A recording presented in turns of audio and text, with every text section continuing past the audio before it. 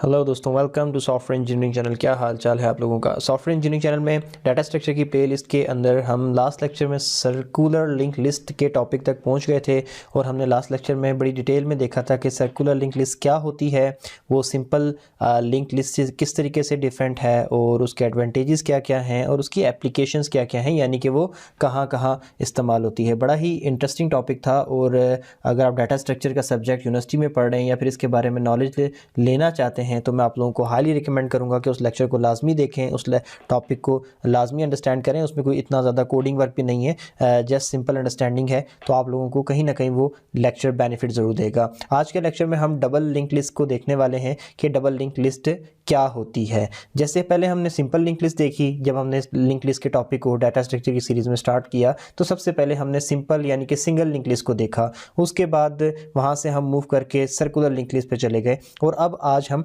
Double link list के topic पे आ गए हैं। तो नॉर्मली हमने देखा है कि जो हमारी सिंपल लिंक लिस्ट होती है, जिसको हम सिंगल लिंक लिस्ट कहते हैं, उसके अंदर बेसिकली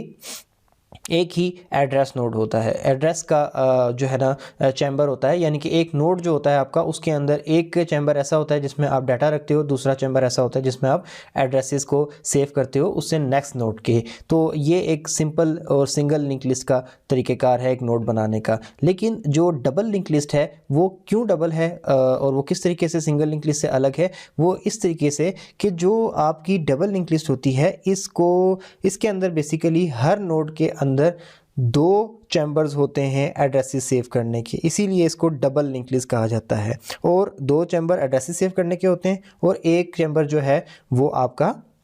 डाटा सेव करने के लिए होता है। अब ये दो चैम्बर किस किस्म के एड्रेसेस को सेव कर रहे होते हैं, ठीक हो गया। अगर हम इस बारे में बात करें तो ये क्या करता है कि ये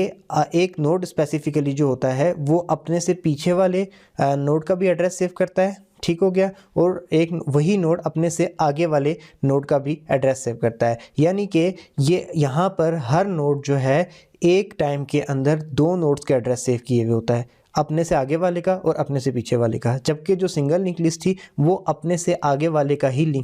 जो नोड होता था उसी का एड्रेस सेव करती थी। अच्छा, इससे होता क्या था कि जो सिंगल लिंक लिस्ट थी वो सिर्फ एक डायरेक्शन में चल सकती थी, और वो कौन सी डायरेक्शन थी, यानी कि स्ट्रेट सीधा चलना, ठीक हो गया। अब जबकि जो आपकी डबल लिंक लिस्ट है, क्योंकि इसके अंदर हर नोड में अपने से आगे वाले नोड का भी एड्रेस होता है और अपने से पीछे वाले नोड का भी एड्रेस होता है, तो अब इस लिंक लिस्ट के पास ये खासियत आ जाती है कि ये दोनों डायरेक्शन में मूव कर सकती है। अगर आप किसी एक स्पेसिफिक पॉइंट पे खड़े होकर उस पॉइंट से आगे जाना चाहते हैं तो आप डबल लिंक लिस्ट के अंदर जा सकते हैं, क्योंकि डबल लिंक लिस्ट में के हर नोड में अगले नोड का एड्रेस मौजूद होता है। अगर आप किसी नोड पे खड़े होके वापस पीछे आना चाहते हैं तो आप उस नोड से वापस पीछे भी आ सकते हैं, क्योंकि हर नोड में अपने से पीछे वाले नोड का एड्रेस मौजूद होता है। तो ये बहुत बड़ी एक फैसिलिटी है जो कि एक नॉर्मल लिंक लिस्ट में मौजूद नहीं हुआ करती थी, क्योंकि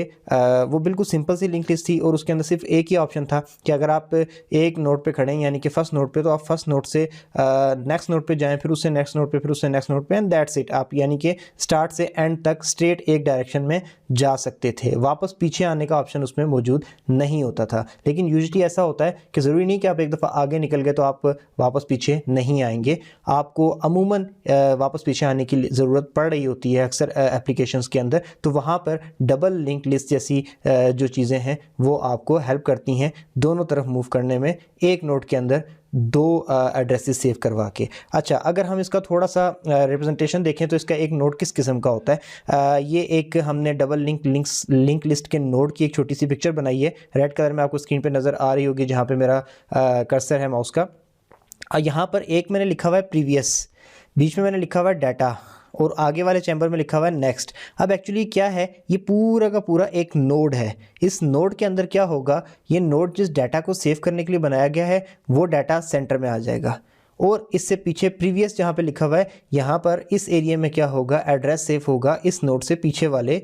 नोड का, और नेक्स्ट में क्या होगा, एड्रेस सेफ होगा इस पर्टिकुलर नोड से आगे वाले नोड का। अब जब हर नोड इसी तरीके से बना हुआ होगा, प्रीवियस और नेक्स्ट एड्रेस सेव कर रहा होगा डाटा के साथ साथ, तो आप इजीली आगे भी मूव कर सकते हो, पीछे भी मूव कर सकते हो। तो ये एक काफ़ी बड़ा बेनिफिट है जो कि आपको डबल लिंक लिस्ट देती है, और इसकी वजह से इस डबल लिंक लिस्ट का यूजेज भी काफ़ी ज़्यादा बढ़ जाता है कंप्यूटर साइंस के अंदर। तो ये एक छोटा सा इंट्रोडक्शन था जो मैंने आज के लेक्चर में आपको देना था कि डबल लिंक लिस्ट होती क्या है। मैं आप लोगों को रिकमेंड करूँगा कि आप अपने बिहाफ पे भी अब इस पे जाके इंटरनेट पे रिसर्च करें, इसको स्टडी करें,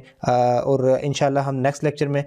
इस डबल लिंक लिस्ट के कोड को देखेंगे कि वो क्या है और वो किस तरीके से काम करता है, उसको इम्प्लीमेंट करके देखेंगे और उस कोड को C++ में अंडरस्टैंड करेंगे। फिर वही कोड मैं आपको इंशाल्लाह गिटहब के ऊपर भी प्रोवाइड कर दूंगा। तो अगर वीडियो छोटी सी वीडियो थी, अगर अच्छी हो तो लगी हो तो प्लीज़ लाइक करके, अगर इन्फॉर्मेटिव लगे चैनल हमारा तो उसको सब्सक्राइब कर दीजिए। दोबारा मिलते हैं नेक्स्ट लेक्चर में, तब तक के लिए अल्लाह हाफिज़।